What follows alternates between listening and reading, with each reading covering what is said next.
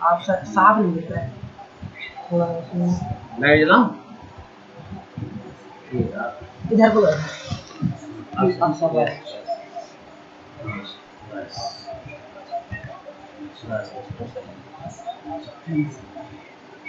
आप पढ़ाओ।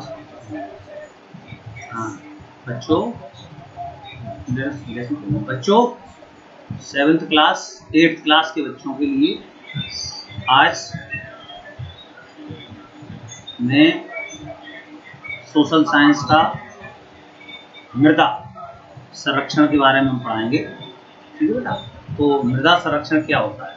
मृदा क्या है? मृदा पृथ्वी की ऊपरी जो लेयर होती है सॉइल, उसको हम सॉइल कहते हैं, जिसपे हम लोग कृषि करते हैं, जो बहुत उपजाऊ होती है। 1 सेंटीमीटर मृदा बनने के लिए लाखों वर्ष लग सकते हैं। ठीक है। तो इसलिए आज हम मृदा के बारे में विशेष पढ़ेंगे।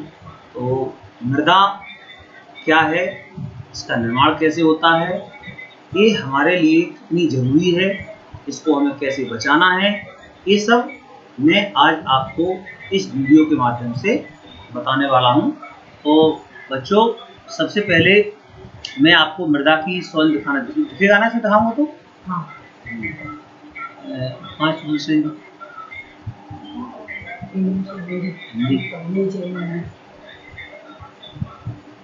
दिखेगा ना वो सब। हाँ हाँ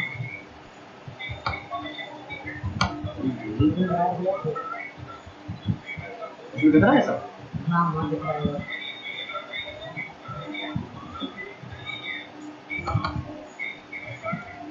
तो यार सब इंग्लिश वाले हैं, हिंदी कहाँ है? हिंदी तो नीचे थी ना।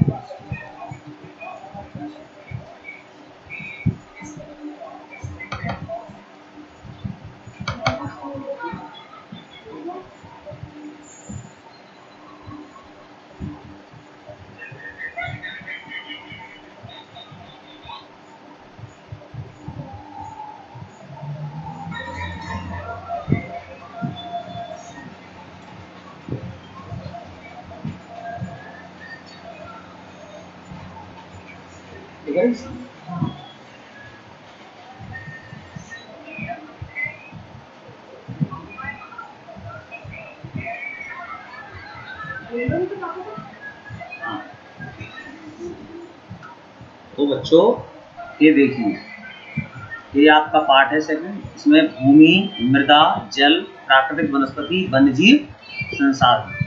तो ये सब आपका सेकंड लेसन है। इसमें आप देखेंगे कि हमारे देश की 80-90% जनसंख्या भूमि क्षेत्र के 30% भाग पर रहती है, जबकि शेष 70% भूमि या तो विरल है या पूरी तरह से निर्जन है। तो कहने का तात्पर्य है वो 30% भूमि ही है जो उपजाऊ है, रहने योग्य है, या जिसमें हम जो है कुछ कर सकते हैं।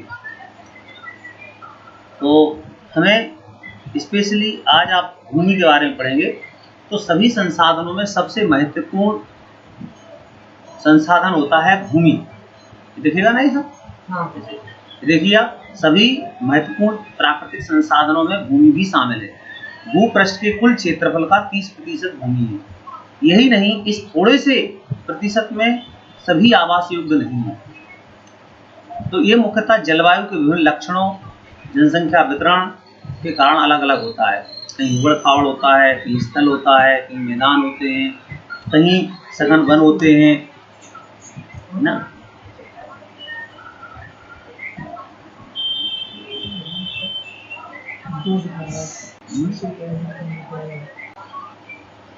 बच्चे लिख रहे हैं कि प्राइवेट है, वो देख नहीं पा रहे थे। अच्छा लिख रहे हैं। हाँ लिख रहा है प्राइवेट की वजह से कर दो। और क्या नहीं पब्लिक कर दो। पब्लिक कर दो। पब्लिक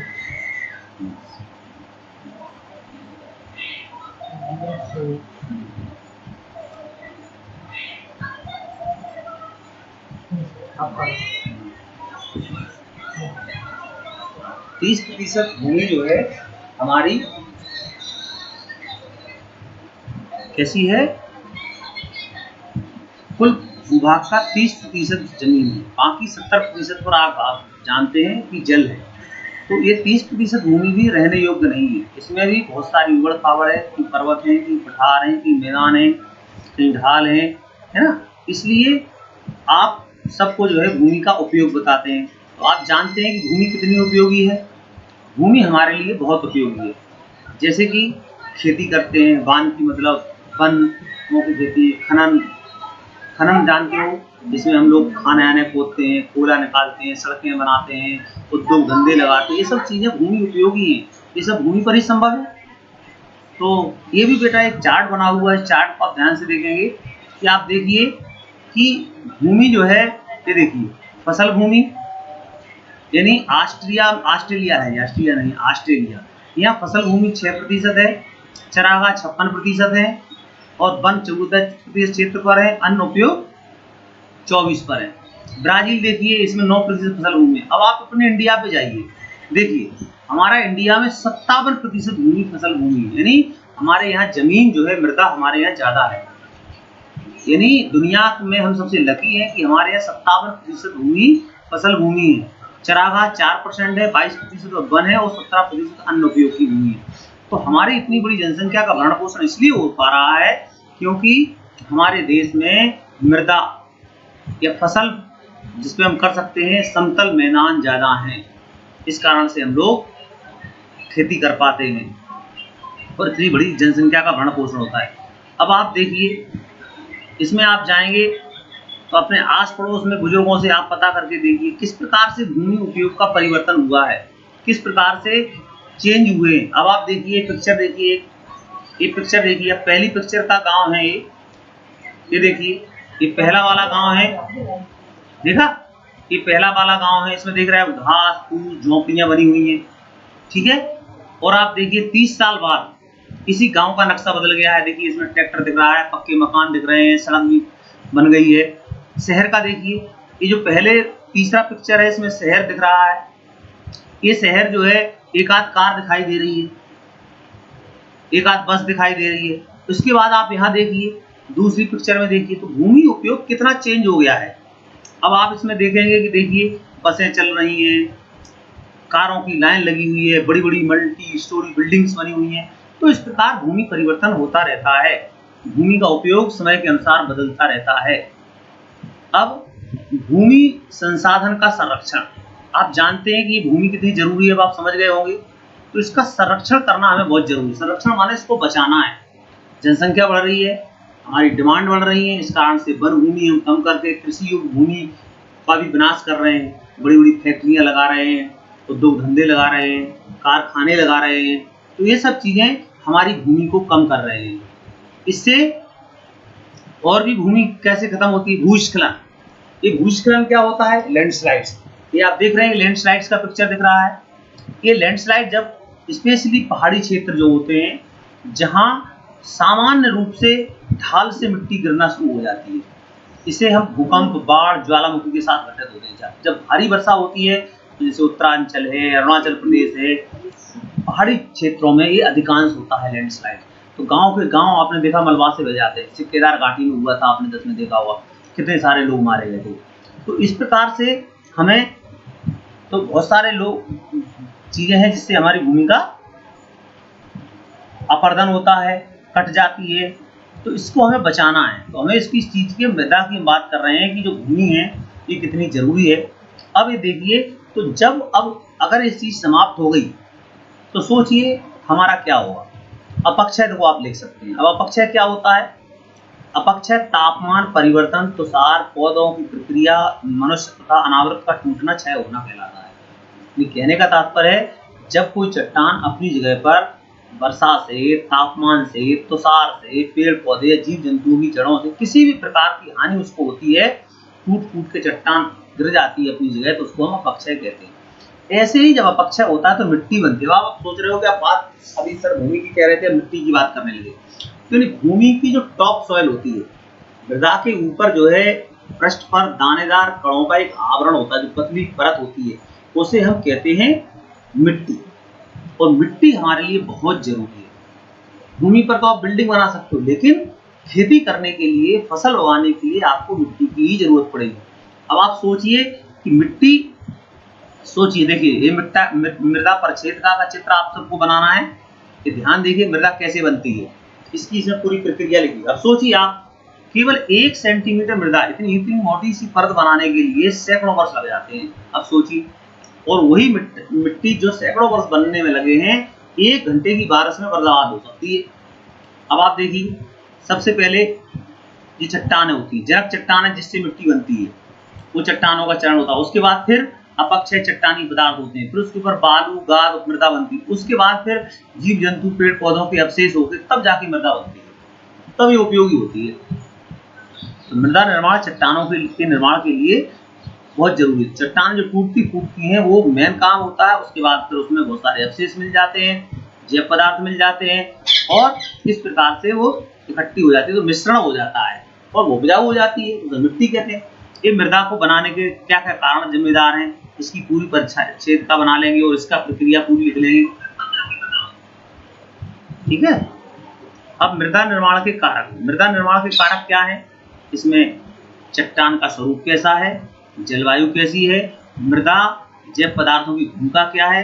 तो जिस प्रकार के चट्टानों से, जिस प्रकार के जीव जंतुओं से, जिस प्रकार के एरिया में बनती है, उसी प्रकार की मृदा होती है, उसी प्रकार के उसके लक्षण होते हैं। जैसे अब भारत में जलोढ़ मिट्टी है, काली मिट्टी है, लाल मिट्टी है, मरुस्थलीय मिट्टी है, पर्वतीय मिट्टी है, ये विभिन्न प्रकार की हो सकती है। जहाँ जैसी चट्टानें हैं, जहाँ जैसी भूमि है, वहाँ उस टाइप की मृदा बन जाती है। अब ये देखिए, मृदा निम्नीकरण और संरक्षण, मृदा को बचाना कैसे, मृदा का निम्नीकरण कैसे होता है। मृदा का निम्नीकरण होता है मृदा का कटाव होना, मृदा का बहना, मृदा का खत्म होना, वो मृदा निम्नीकरण कहलाता है। इसके लिए मृदा निम्नीकरण का सबसे बड़ा कारण है वनोन्मूलन। हम पेड़ पौधों को काट रहे हैं, जीव जंतुओं को, पशुओं को बहुत चरा रहे हैं, जिससे पेड़ पौधों की जड़ें खत्म हो जाती हैं और मिट्टी की जकड़ खत्म हो जाती है। जरा से भी पानी बरसता है और वो बह जाती है। इसलिए कीटनाशकों का उपयोग कर रहे हैं, वर्षा दोहन हो रहा है, भूस्खलन हो रहा है, बाढ़ हो रहा है। इससे मृदा संरक्षण के लिए मृदा का निम्नीकरण हो रहा है। मृदा का निम्नीकरण मतलब मृदा कम हो रही है, मृदा घिस रही है, मृदा अनुपयोगी हो रही है। अब इसके लिए हमें क्या करना चाहिए, हमें मल्च बनाना चाहिए। मल्च क्या होता है, पौधों के बीच में अनावृत जीव जंतुओं की, प्रवाल जैसे जीव जंतुओं से ढकी जाती है। तो उससे क्या होता है, जब मृदा ढकी रहती है तो उसमें आर्द्रता रहती है, तो पानी यानी बरसने से वो बहती नहीं है। ये देखिए समुच्च रेखीय जुताई इस सब पर्वतीय क्षेत्रों में होती है। समुच्च रेखीय जुताई है तो ऐसी जुताई करते हैं, कंटूर लाइन गोल गोल गोल गोल गोल जुताई करते हैं, जिससे कि पानी गोल गोल घूमता रहता है, वो मृदा को काट नहीं पाता है। वेद का फॉर्म क्या होता है, तीव्र ढालों पर बनाए जाते हैं, फसल उगाने के लिए उपलब्ध हो जाए, पृष्ठीय प्रभाव अपरदन कम हो सकता है। समुच्च रेखीय जुताई, एक जैसी पहाड़ी क्षेत्रों पर गोल गोल जुताई होती है, उसे समुच्च रेखीय। रक्षक मेखलाएं, देखो रेगिस्तानी क्षेत्रों में जहाँ से बालू वगैरह आ रही होती है, उसके लिए ये किया जाता है। ठीक है, तो पेड़ पौधे कतार में लगाए जाते हैं, जिससे कि रेगिस्तान या मिट्टी कटे नहीं। ठीक है, ये सब चीजें होती हैं बेटा, ये सब समुच्च रेखीय जुताई होती है। अब आपको ये क्रियाकलाप करके देखना, आप पता कर सकते हैं कि पेड़ पौधे किस प्रकार से मृदा को संरक्षण होने से रोकते हैं। अब आप देखिए, एक उसमें आप मिट्टी लीजिए, छल्ली ले लीजिए, एक में कुछ पेड़ पौधे की पत्तियां डाल दीजिए और उसको छानिए, तो आप देखेंगे मिट्टी नहीं आएगी। और एक एकदम खाली मिट्टी ले लीजिए छन्नी में, ऊपर से पानी डालिए, मृदा नीचे बह जाएगी।